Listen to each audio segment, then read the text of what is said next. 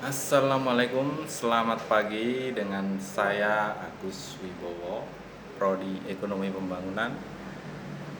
Kali ini saya akan menjawab soal-soal dari Ibu Sri Winarni dengan metode daring karena masih suasana COVID-19, kita masih belajar di rumah ya.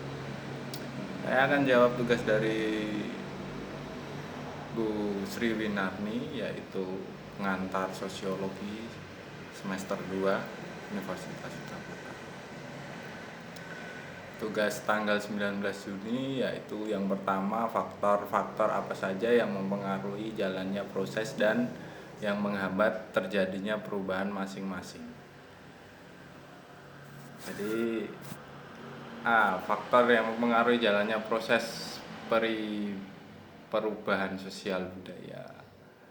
Contohnya kontak dengan kebudayaan lain, sistem pendidikan formal yang maju, sikap menghargai hasil karya seseorang dan keinginan untuk maju, toleransi terhadap perbuatan menyimpang yang bukan merupakan delik atau pelanggaran hukum, sistem pelampiasan masyarakat yang terbuka, penduduk yang heterogen, ketidakpuasan masyarakat terhadap berbagai bidang kehidupan, orientasi ke masa depan, dan yang kesembilan, pandangan bahwa manusia harus senantiasa memperbaiki hidupnya. B. Faktor yang menghambat terjadinya proses perubahan sosial budaya, yakni yang pertama, kurangnya hubungan dengan masyarakat lain, perkembangan ilmu pengetahuan terlambat, sikap masyarakat yang sangat tradisional, adanya kepentingan-kepentingan yang telah tertanam dengan kuat atau vested interest. Selanjutnya, rasa takut akan terjadi kegoyahan pada integrasi kebudayaan, prasangka terhadap hal baru, asing, atau sikap yang tertutup, hambatan-hambatan yang bersifat ideologis, adat atau kebiasaan dalam masyarakat, nilai bahwa hidup itu pada hakikatnya buruk dan tidak mungkin diperbaiki. Soal yang kedua yaitu jelaskan pengertian modernisasi dan apa syarat-syarat modernisasi paling sedikit, contohnya 6. Jadi modernisasi adalah suatu proses perubahan dalam masyarakat di mana masyarakat yang sedang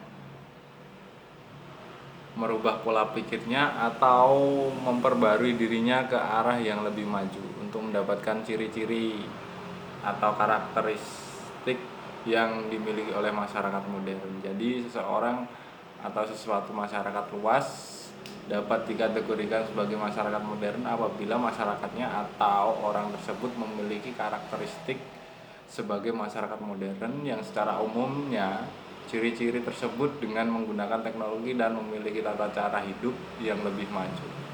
Perubahan yang terjadi di masyarakat modern dari masyarakat tradisional ke masyarakat modern tersebut membawa dampak positif maupun dampak negatif dari modernisasi tersebut. Jadi kita harus siap dan bisa menerima perubahan tersebut karena tanpa dikehendaki pun masyarakat pasti akan mengalami perubahan untuk kemajuan taraf hidup kita tanpa mengesampingkan norma dan adat yang kita sudah miliki sebelumnya. Syarat-syarat modernisasi diantaranya cara berpikir ilmiah. Yang kedua, sistem administrasi negara yang baik, sistem pengumpulan data yang baik. Yang keempat, penciptaan iklim yang menyenangkan, tingkat organisasi yang tinggi, dan planning yang baik atau social planning yang baik. Untuk soal yang ketiga yaitu jelaskan ukuran dalam sosiologi suatu masalah merupakan masalah sosial.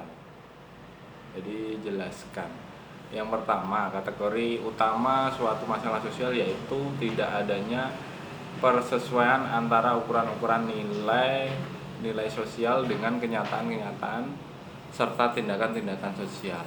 Sumber-sumber sosial, masalah sosial seperti sempit masalah sosial merupakan persoalan-persoalan yang timbul secara langsung dari atau bersumber langsung pada kondisi-kondisi maupun proses-proses sosial. Pihak-pihak yang menetapkan apakah suatu kepincangan merupakan masalah sosial atau tidak. Ukuran tersebut bersifat relatif sekali. Dalam masyarakat merupakan gejala yang wajar jika sekelompok warga masyarakat menjadi pimpinan masyarakat tersebut. Manifest social problem and led social problem. Manifest social problem merupakan masalah sosial yang timbul sebagai akibat terjadinya kepincangan-kepincangan dalam masyarakat. Related social problem juga menyangkut hal-hal yang berlawanan dengan nilai-nilai masyarakat, akan tetapi tidak diakui demikian halnya. Di sini sosiologi tidaklah bertujuan untuk membentuk manusia-manusia yang bijaksana dan selalu baik dalam tindakan-tindakannya. Manifest social problem, perhatian masyarakat dan masalah sosial. Suatu kejadian yang merupakan masalah sosial belum tentu mendapat perhatian yang sepenuhnya dari masyarakat. Sebaliknya, suatu kejadian yang mendapat sorotan masyarakat belum tentu merupakan masalah sosial.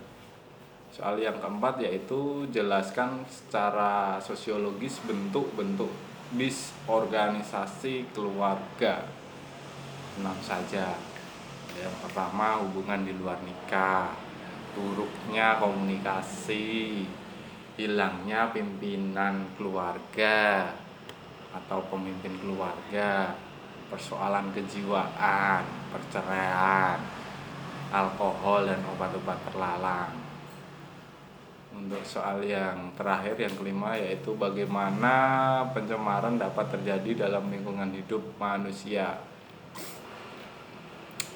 Meskipun sekilas masalah pencemaran terlihat seperti masalah lingkungan, namun secara jangka panjang masalah tersebut bisa berkembang menjadi masalah sosial. Jika sudah terlalu mengganggu kehidupan orang banyak, kurangnya kesadaran masyarakat dalam pengelolaan lingkungan yang sebenarnya menyebabkan terjadinya pencemaran lingkungan maksudnya. Pencemaran lingkungan disebabkan karena masalah sampah dan limbah industri serta perilaku masyarakat itu sendiri. Pencemaran lingkungan umumnya terjadi saat lingkungan hidup manusia, baik yang bersifat fisik, biologis maupun sosial, memiliki unsur yang merugikan keberadaan manusia. Nah, masalah pencemaran ini biasanya dibedakan dalam beberapa kelompok, yaitu pencemaran udara, pencemaran air, pencemaran tanah, serta pencemaran kebudayaan. Jadi untuk perairan bisa tercemar karena olah manusia dengan tindakan manusia seperti membuang sampah ke sungai, menangkap ikan dengan menggunakan pestisida, dan ulah pabrik-pabrik yang membuang limbah industri ke sungai dan laut. Pencemaran ini mengakibatkan ikan dan makhluk lainnya yang hidup di dalam air mati atau beracun, sehingga tidak aman dikonsumsi manusia. Demikian yang bisa saya jawab untuk tugas dari Bu Win tanggal 19 Juli minggu kemarin. Terima kasih atas kesempatannya. Assalamualaikum warahmatullahi wabarakatuh.